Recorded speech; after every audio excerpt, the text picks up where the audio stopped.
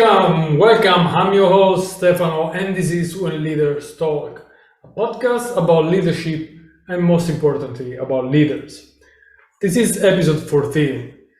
Let me introduce you my guest on this podcast. It is Nikita Hoffman. Nikita is a special guest for me.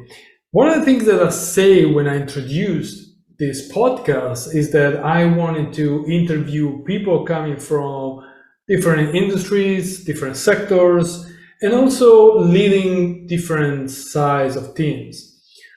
Nikita, as a matter of fact, is a great guest because she's a young leader. She has this fresh, new perspective on leadership. She also has a master in leadership, so she knows what she's talking about. She actually studied it. And also, she leads a team of 9 people in sales marketing, and she's so focused on growth and development of their people. The growth, I think, is the word that, especially at the beginning, has been repeated the most. During the conversation, we talk about what it means to actually having a team and being so focused on the growth, as I say, development of the other people, but also about challenges of new leaders. What does it mean to lead a team where most of the people are older than you and have greater experience than you do? Also, especially the generation of leaders that are facing now the workforce, they are used to work, for example, remotely in a way that older generation like mine are. I'm still young, but my generation is less used to. We talk a lot about this. We talk a lot about the evolution of leadership, as well as the introduction of tools like artificial intelligence. How this will impact leadership? Well, we don't know yet, but for sure, one of the things that we expect from artificial intelligence is that this will help leaders, will not substitute leaders, just a help for them. There are many other things we touch upon during the conversation. For example, the examples, the negative examples, and then the positive example, role model. And Nikita has some beautiful stories to share with us that you will hear in the podcast. Before leaving you to the episode, let me remind you can follow me on social media like LinkedIn, like Facebook, Twitter, like Instagram and TikTok. But also, for more information about my coaching, go on masteryourc.com. Well, this is all, and with no further ado, Nikita Hoffman. Welcome Nikita. Welcome in When Leaders Talk. I'm very happy you're here with us today. Thanks so much, Stefano. I'm really looking forward to our discussion. Yeah, I'm very happy because also I know that in a month you will have another child, so it's a special period for you, and yet you find time for us, and I'm very grateful for that. Yeah, I'm excited. Definitely trying to keep busy right now, take my mind off of, upcoming changes at home and life. So I'm happy to be here. Right. I mean, we will try to keep your mind busy for at least an hour, no more than that. And, but surely you're not gonna think about your child. So I am very happy you're here because I'm sure that you will give some fresh perspective on leadership. And as always, let me ask my initial question. What is leadership for you? Do you have a definition for that?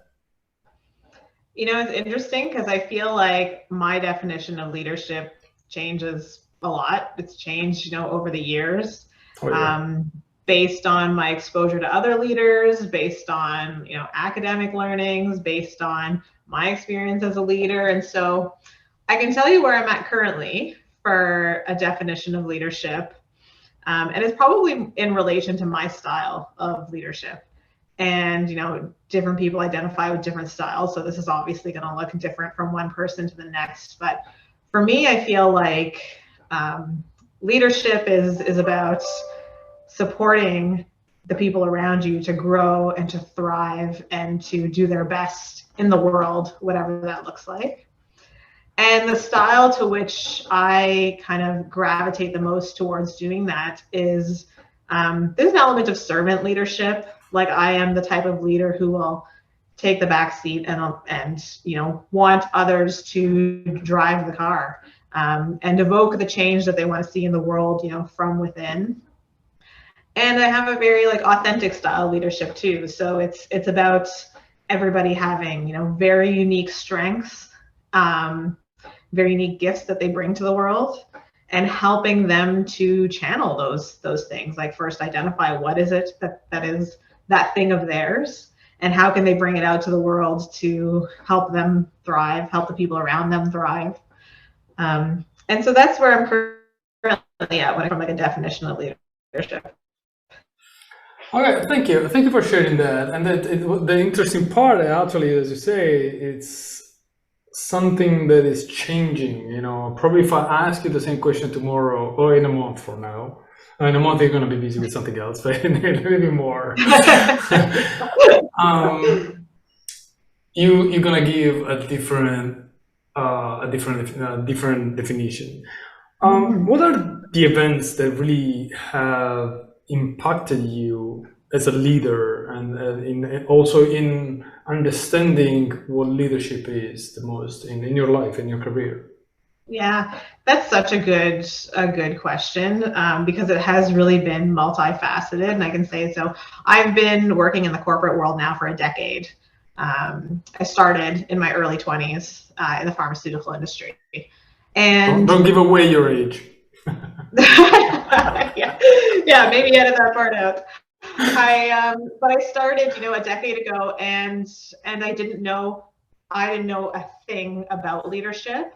I didn't know what leadership was. I didn't even really the term leadership didn't even resonate with me. There were people around me who were senior leaders in the organization who noticed me when it came to performance, attitude, character, and would make comments to me and kind of say you demonstrate a lot of leadership qualities. And I didn't really know what that meant. But as I kind of continued my journey through the organization, I also decided to pursue a master's degree in leadership at the University of Guelph in the Toronto area in Canada. And so in doing that, it gave me a lot of academic theoretical exposure to leadership. And when they talked about, characteristics of leadership, what makes good leaders, how good leadership helps an organization to thrive, things started to kind of click together to me. So from an events perspective, I would say that was definitely a big event for me to really put it all together from a theoretical model. But then from a workplace perspective, also working with some really key people from a mentorship capacity, senior leaders in the organization who were and now still are to me some of the best leaders that I've ever known, who have led by example, who I now in my current role as a people leader, I try to embody and model their types of leadership because I had such great role models and examples that I think not everyone is privileged to have. And so I really do feel grateful for the opportunity to have worked with some of these people who took me under their wing essentially and said, okay, we're going to help you over the next several years get to where you want to grow and develop.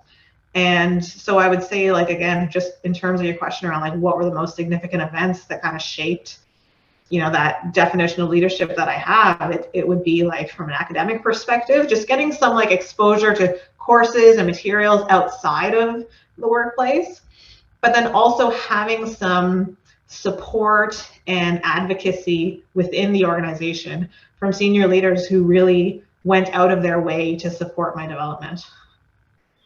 That's very nice. And you've been very lucky in having mentors and people who really believed in you and gave you the opportunity to grow. And it's so beautiful. Well, when we talk about this, we all of us, we have a kind of a role models. someone in your life, or someone that probably is not in your life, but you have studied, you have heard about, that is really the role model? Is there anyone that will fall in this definition for you, and what is special about this person? If you cannot mention like the name or anything, it's fine. Yeah, no, and as I was speaking, I was thinking of someone in particular, and so it's funny that you naturally gravitated to that. But I was, again, very early in my career having exposure to work with a colleague in my organization, who eventually became my manager. And on and off through the last 10 years, I have gone on and off of her team to like explore different roles, come back, explore another role, come back. And she's always been there like a rock, like kind of that first model of a strong leader that I like naturally gravitated to and aspired to. And I think about her a lot as I've grown and developed as a leader, because that is like she embodies the type of leader that I want to be. And when I think about like what are those characteristics that have kind of set her apart, there's so many. But one is about like the dedication that she had to supporting me, because supporting others to grow within an organization isn't necessarily on your job description, right? Like you've got like, here are your tasks, here are the things that you're responsible for. So supporting other people and the time and the investment to help them learn things, to let them spend time with you to learn things, like that all takes time, it takes investment, and it's not something that everybody has to do.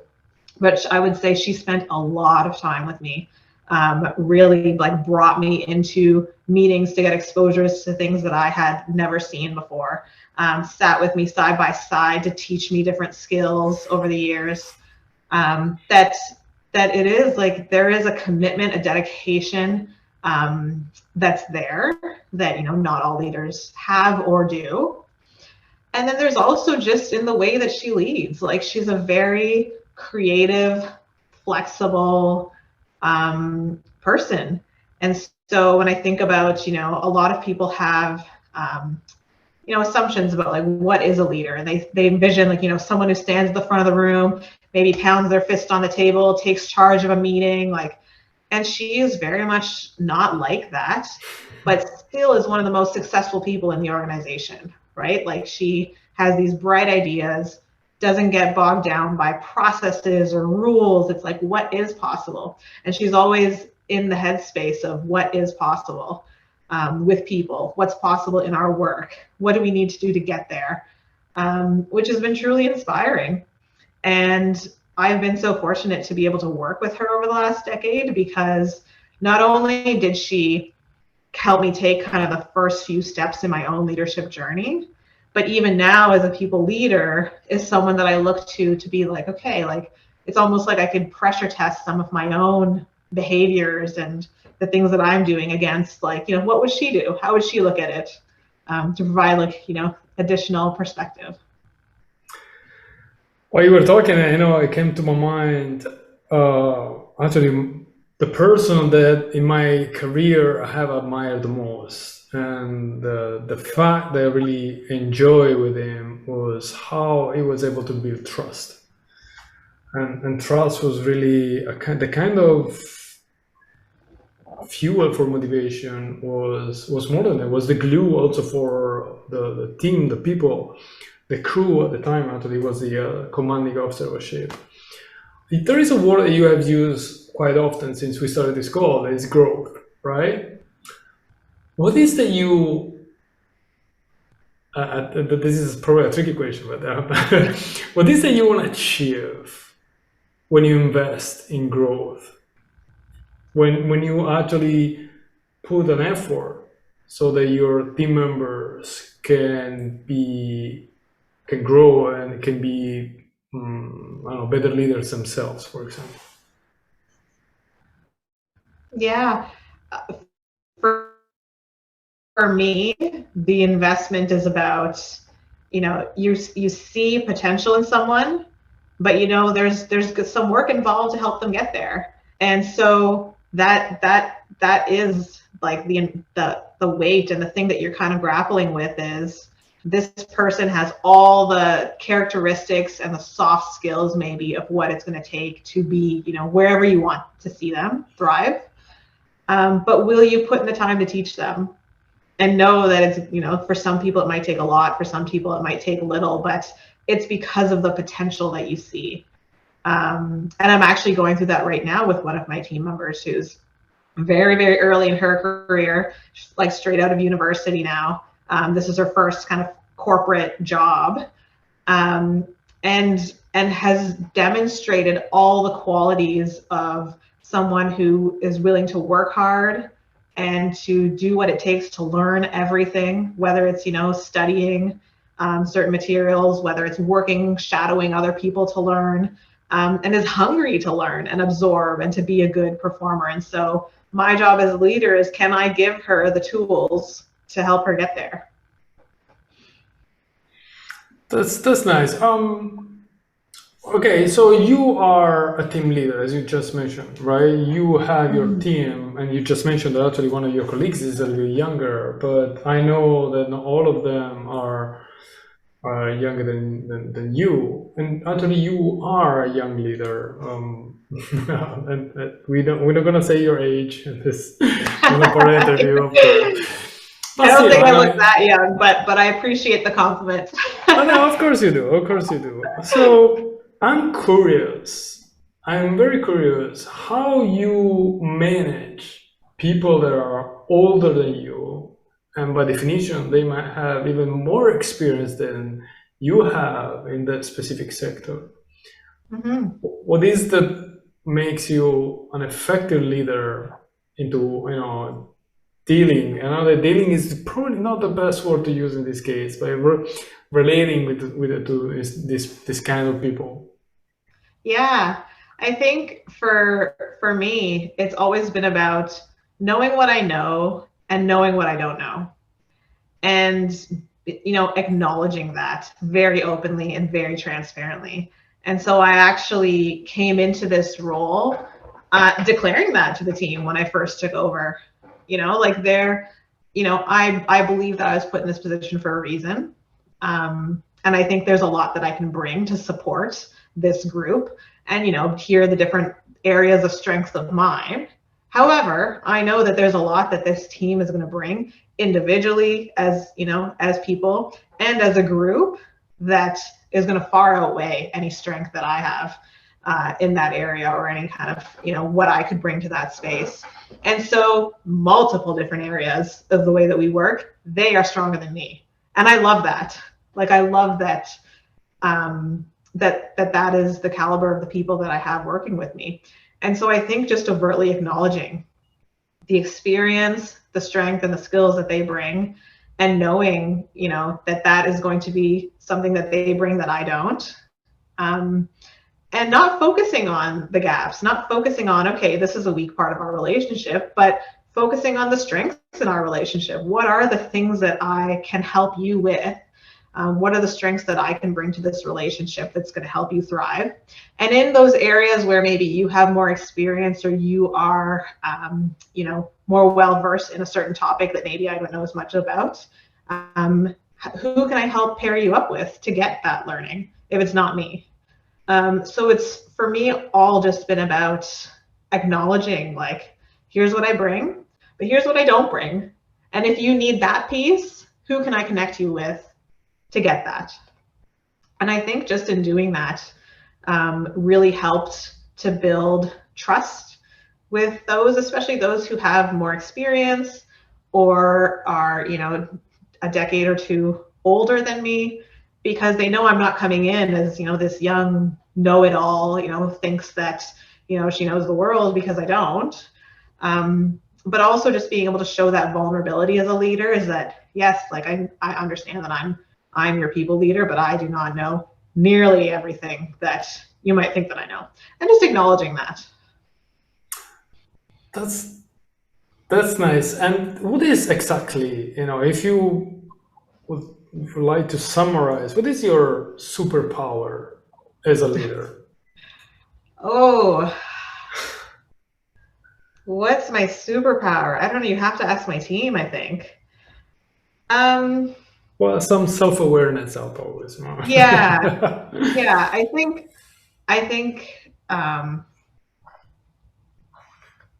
hmm,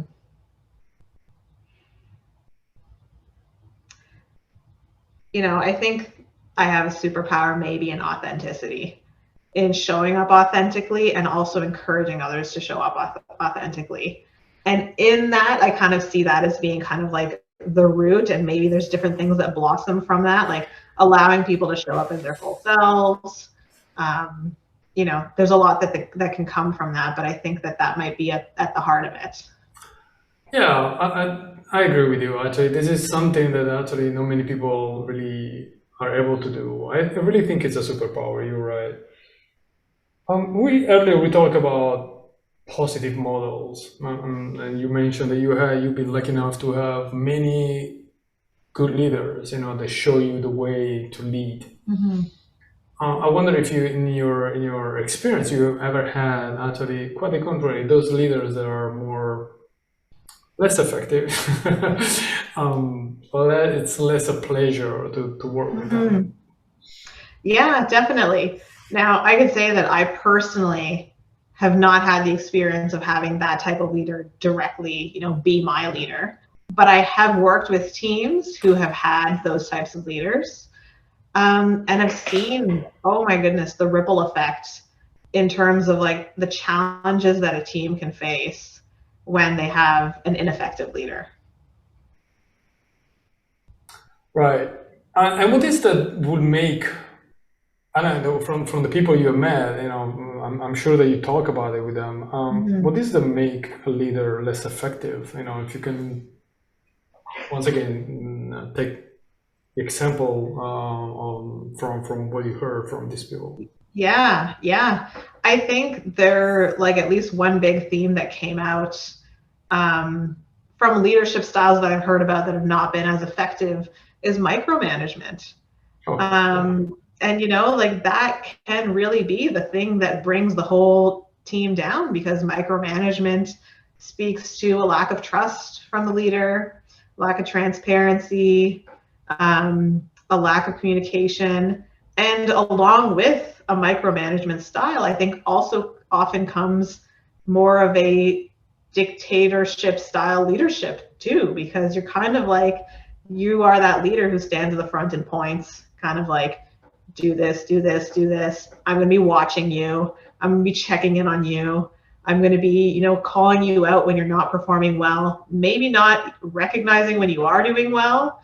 There's kind of like this air of looking at the negative from this type of leader's perspective too. This type of leader is constantly looking for what could go wrong instead of like what is going right. So it's quite fascinating to see then also the effect on an entire team when that's kind of the central figure that they're working with. And micromanaging, I think, is one of the most common actual pitfalls for leaders. And it's not just in my experience, but now talking to other people. And sometimes it's not just a lack of trust.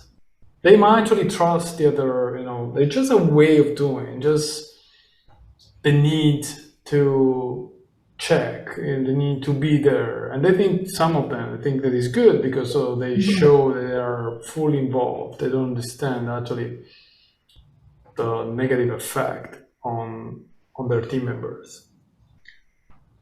And also it comes from one of the strongest saboteur that is that's like the controller. So it's really a need, and something that you might have not just a work, but also at home or even in any situation you in your life. You want to control it, and it's simply impossible. 90% of the events that happen are not controlled by you. The impact that you have is so small that it's almost irrelevant. Thank you for sharing this. And going back, to your function as a team leader, to your role as a team leader, I wonder, you have confronted yourself with senior leaders. Do you think there is a kind of a difference in leadership style or understanding or adapting compared to people of different generations, older generations? It's a really interesting question. I think, if we go back to the beginning and talk about like how, at least my perspective on leadership is that the definition is constantly changing. I think that, middle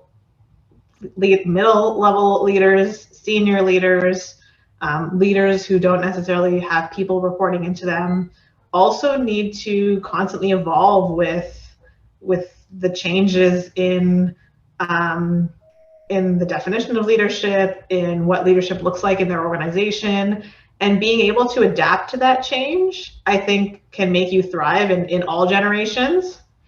But where I've seen certain generations get stuck is being stuck in, this is how I was as a leader when I was 25 years old. And Oh, this is now, oh, yeah. 20, 30 years have gone by and I'm still that type of leader, but haven't like adapted, evolved, changed with the way that the world is moving, including new topics in leadership, because there are new topics in leadership coming up all the time. There's always new things that we can learn, different kind of traits that are coming out in organizations. Even just Hold on, I'll stop you there for a second. Let me ask you, what are the topics that you think are newer and are not properly addressed by senior leaders? some of the newer topics, I mean, think about where we've been in the last couple of years in the pandemic, right? And how that created such a big shift in organizations. There were organizations who said that, from a leadership perspective, you need to physically be present in your workspace at your desk to be effective. And that was the principle, that was the model, that was that was a must have. And then realizing that all these people, like hundreds of thousands and millions of people, could work remotely and be as effective, if not more effective, in a flexible work environment. And just challenging some of these beliefs. I think flexibility is a big one, just around traditional leadership. And now I think in the new world, this post-pandemic world that we're living in, there is that embracing of flexibility that all generations are now confronted with to support their people. And I think there is something else, if I may add. Like now, there is much more attention and care on diversity, and allowing people to express themselves in many different ways. It depends on your story, it depends who you are, depends the country you're from and the culture, your culture. And now what I've seen is that new leaders, they try to take all those pieces together and use it as a resource. Not convince, not impose a culture, not just impose the culture, like the organization culture, but is understand that you have people, especially now, that really, as you say, you might have people working from China and from the United States and from Canada, like you are, or from Europe, Africa, all at the same time. And you need to really model everything so that everyone will be happy and motivated. Happy, it's probably, but motivated for sure. Yeah. There's something there about bringing your whole self to work now. Oh, yes. Whereas, in the past, there was this expectation that you were leaving some part of your identity at home and then going to work, right? Whether your identity was around diversity, inclusivity, but also about just your life at home. Like it was almost like you're expected to pretend you don't have young children to take care of. You don't need some flexibility to, do doctor's appointments and all those other kind of home related things that come up. Because when you were at work, you're expected to be like, Nikita, the person from work, and not have, this other identity, which is the majority of who you are, left at home. Whereas now, as you're kind of chatting about that and stuff, there definitely is that shift now to be like, okay, you are bringing your whole self into work. Everything about who you are is now allowed to be part of the conversation in a work environment. and what a gift that is. Yeah, I remember very well. Thank you for saying this, because I remember very well, especially when we were going deployed with the ship, that someone was expecting you really to cut the line with a home and leave all the problems behind and just focus on what you have to do. And it's impossible. It's not like you have a skin, one for work, one for family and friends. It doesn't work like that. Thank you for saying that. It's a very important topic. Mm-hmm. And another thing actually that makes the difference is the higher attention on balance between life, work, and all the other aspects of our life, and goes together on what you just said. We just said earlier. Do you think there is actually something that the newest generation don't do as well as the older generations? No, of course not. That was a quick answer. We know everything, this young generation. No, I mean, definitely there's always going to be, generational differences, attitudes, beliefs, values that one generation has that another generation doesn't. There's always going to be a gift and a loss, I think, in that. I don't necessarily see this as a negative, but there are, I would say the older generations, not talking about baby boomers and up, that I think felt more connected to the definition of work ethic. Like, what does work ethic look like? And tying this definition to a certain number of hours in a day, certain like physical place that you might be, leaving that identity at the door when you're kind of walking out of your house in the morning, because you're showing your commitment to your job and your employer by saying, I'm coming here and I'm only going to be about work in this space.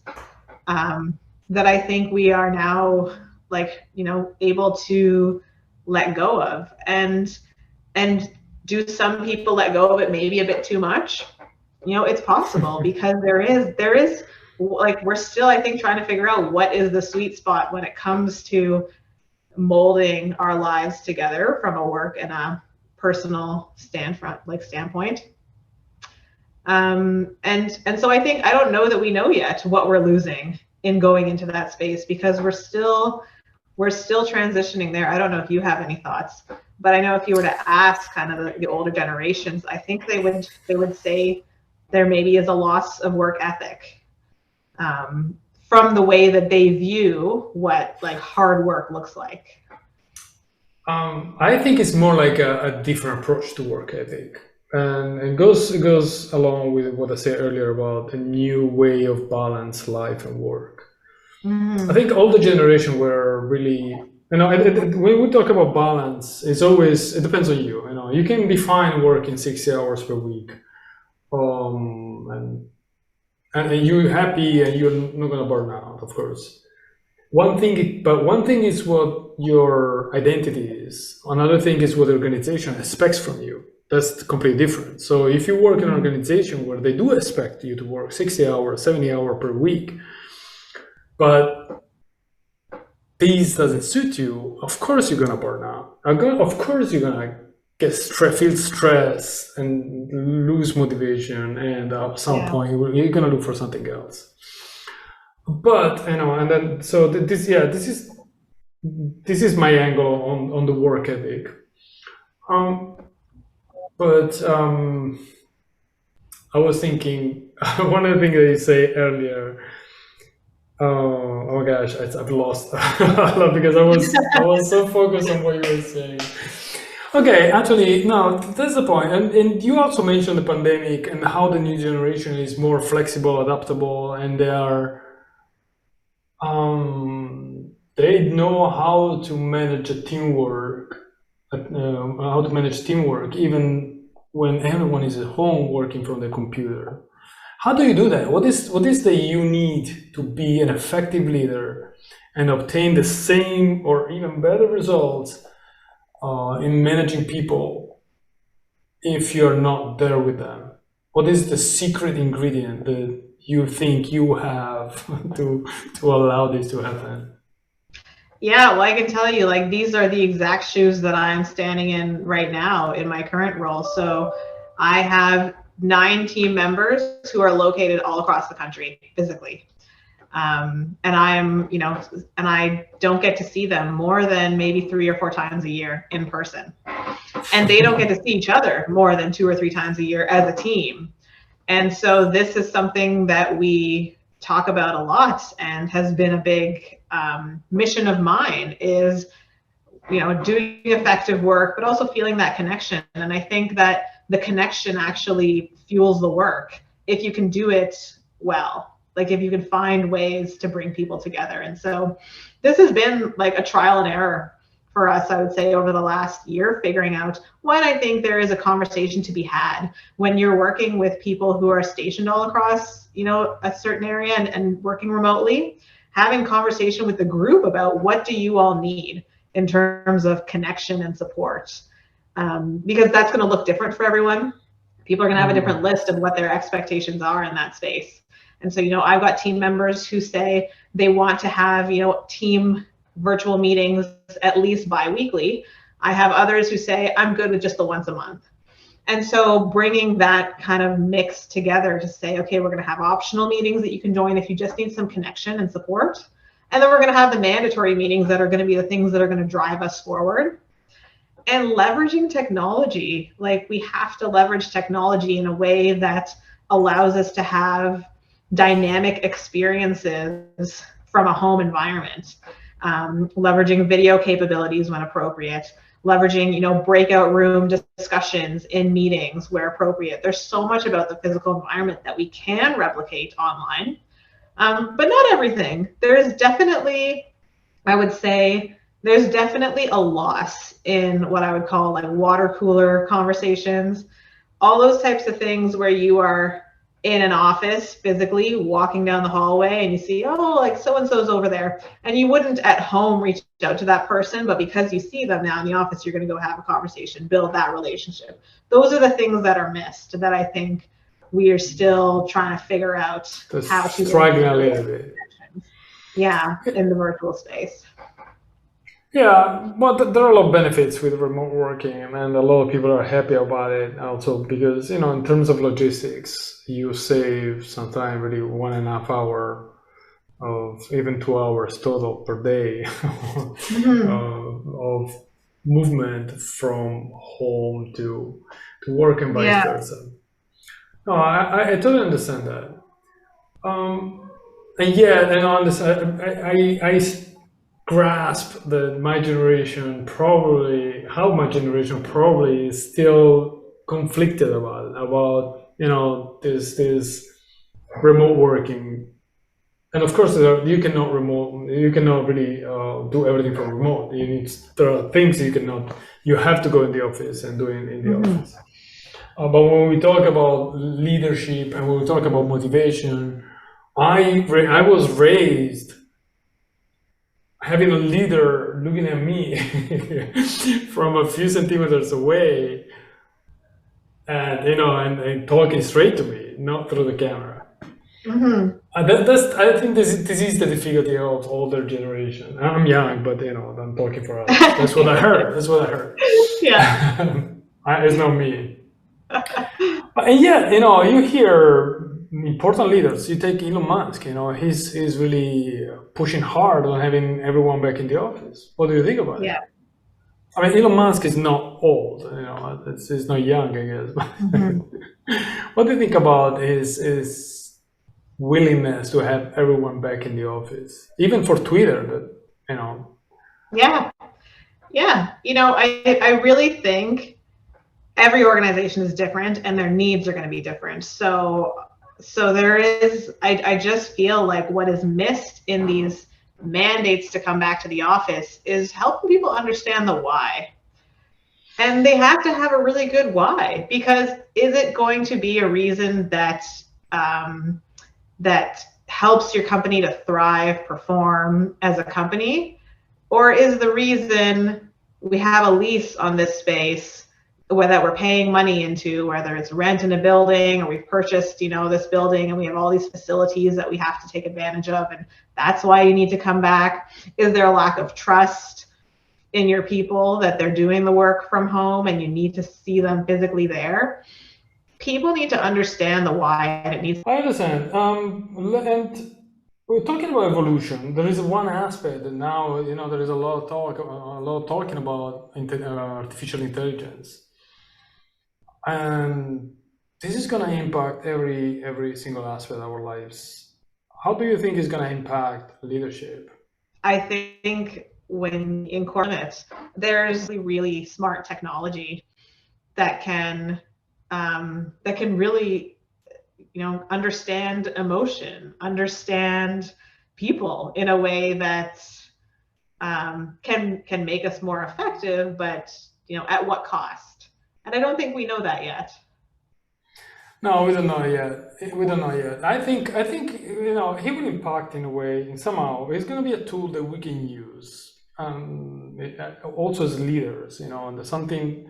I'm sure that something will come out. Actually, I think something is already there, and we can use to be better leaders.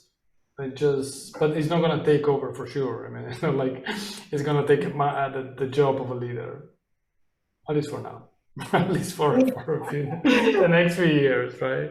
Hopefully never.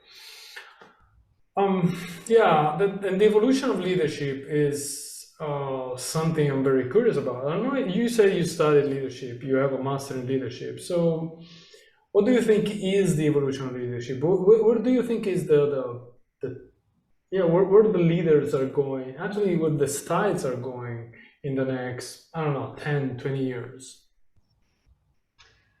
It's a good question. I think leaders are going to be less and less about the work and more about the people. And I think I see leaders, we're in this kind of middle space right now. I think there's a lot, and I would say the weight is now more skewed towards the people than the work in a good leader. But that balance is going to be shifted even more, in the sense that people, especially now being able to bring their whole selves into work, are going to be asking for and needing for a lot more from their leaders too, to understand how to navigate, the emotions and the balance and stuff of having their entire authentic self at work. And that, like, I will say, even from my perspective right now, the conversations that I have with my team members on a weekly basis are mostly about themselves as people. How are you doing? What do you need? What's going on at home? Like, is something getting in the way for you right now? And less about what are you actually doing in your job on a day-to-day basis, because one, we don't have the time to get into it, and two, I trust them fully that piece is taken care of, and where they need the most support is, people to people. And that's where I think leadership is going and continues to go for the future. I love the question that you ask. What do you need? What do you need from me? There's something that I don't think anyone have ever asked me, what do I need? And probably I never ask anyone else. But it's such a simple and yet powerful question. And I can imagine the effect they can have on a team member when you ask them, what do you need? What do you need from me? What do you need from the organization? Right. And I think that there's also a responsibility that I feel to deliver that thing. If they need something in terms of support, if they need something in terms of like a barrier to be removed for them, like, what do they need? Because that's my job, is to just, I almost see myself as being the one who needs to clear that path for them to just go out and do what they need to do. Yeah, I see that. I really like it. Okay, we have a few minutes left, and so let me ask you the final question. That is, let's say that someone comes to you and say, "Hey, Nikita, I admire you, and you're a great leader, and I want to be a more effective leader. So what should I do? What are the suggestions or the suggestion that you would give to this person?" It's a loaded question. I don't know that there's not necessarily, a recipe for success. I think that I or anyone could be given, but to just lean into being their authentic self, trusting in their own capabilities, trusting in others' capabilities, and letting kind of what is naturally going to unfold before them. Being okay to learn in this new environment if they're stepping into this role as a leader for the first time. Because when you are given the title of a leader for the first time, you are going into it with preconceived notions about what you think a leader is. And so you're going in thinking about, okay, I need to show up a certain way, be a certain way. But there's almost like a piece of you kind of have to let that go and walk into this as a new person doing this job for the first time. There's going to be a steep learning curve. What you thought about yourself as a leader may not be how you actually show up, and being okay to take a few months and figure that out. Only a few months? At least a few months. Yeah, absolutely, absolutely.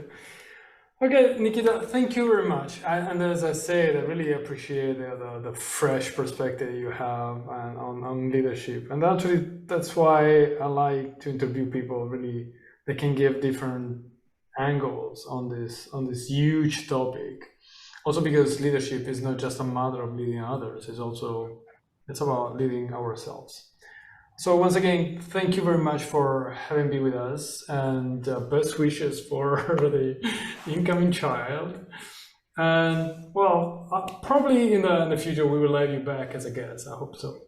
Yeah, so well, thank you so much for having me. Thanks for the great conversation. I, as you could tell, could talk forever about leadership, so I really appreciate the opportunity, and I hope to see you again soon.